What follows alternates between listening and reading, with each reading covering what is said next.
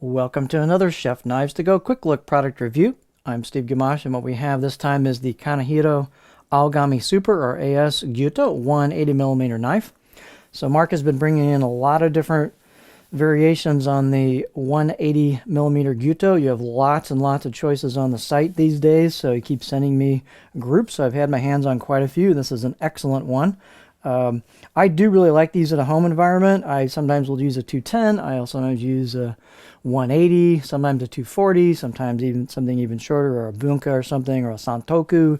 But these are just a nice all-around length for many things in the home kitchen where you don't need larger product processing. They just do a good all-around job, and they're small, nimble, easy to use, don't take much space, especially if you have a small kitchen. So it's an option worth exploring.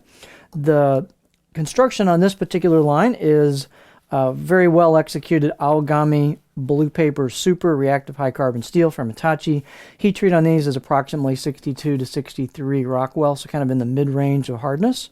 The construction is stainless steel soft cladding on either side of that core steel, and what that does is lower the maintenance a little bit. The core steel peeking out at the edge will start to gain a patina as you start using it. I've been playing with this one, and so it does show some signs of patina on it. It's a little hard to show with the lighting here, but it is there. So weight and dimensions on these are going to vary a bit from knife to knife.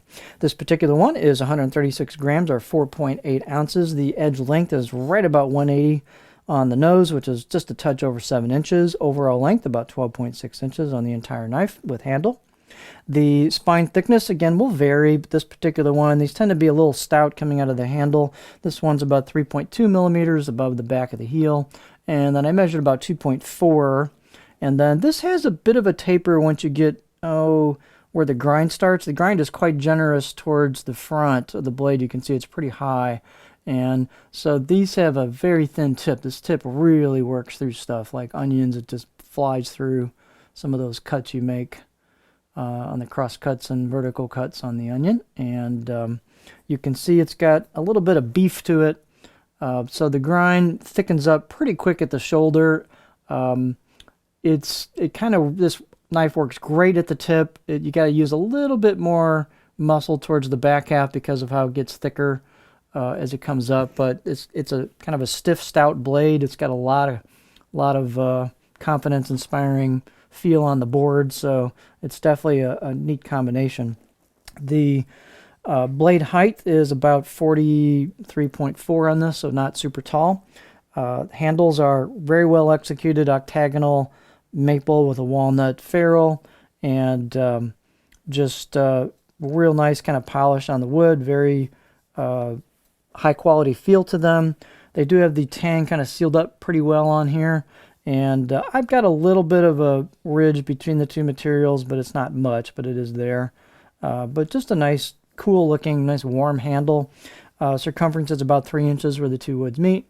And you do have, kind of wish they would have pulled this a little farther back, but it would throw the balance further back towards the handle more than it is.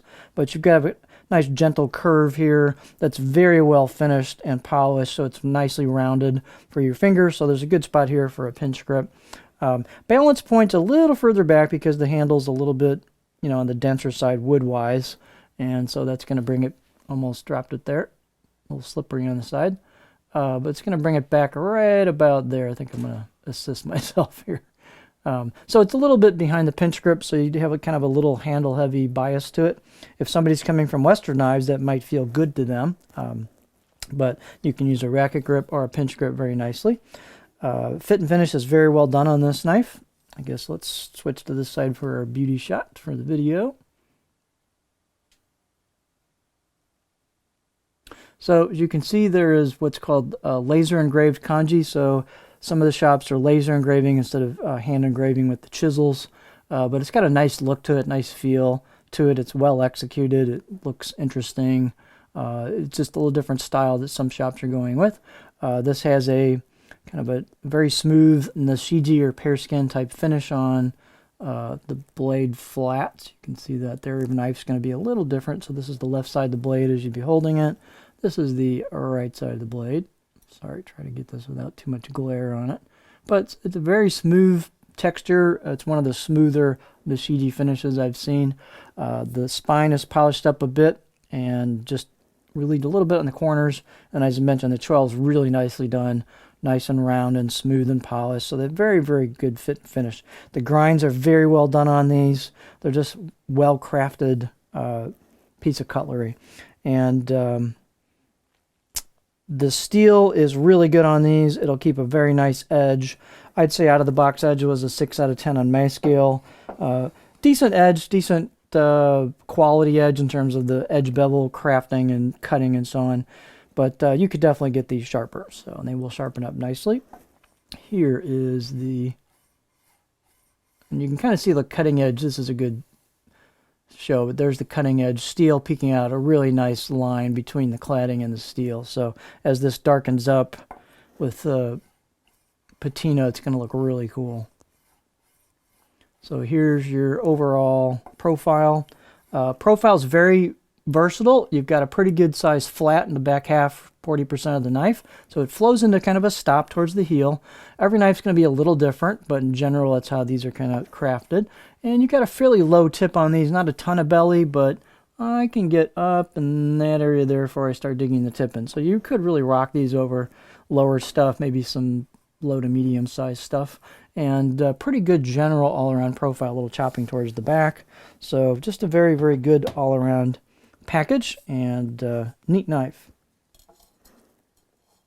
So this is the Kanehiro Aogami Super Gyuto 180mm knife.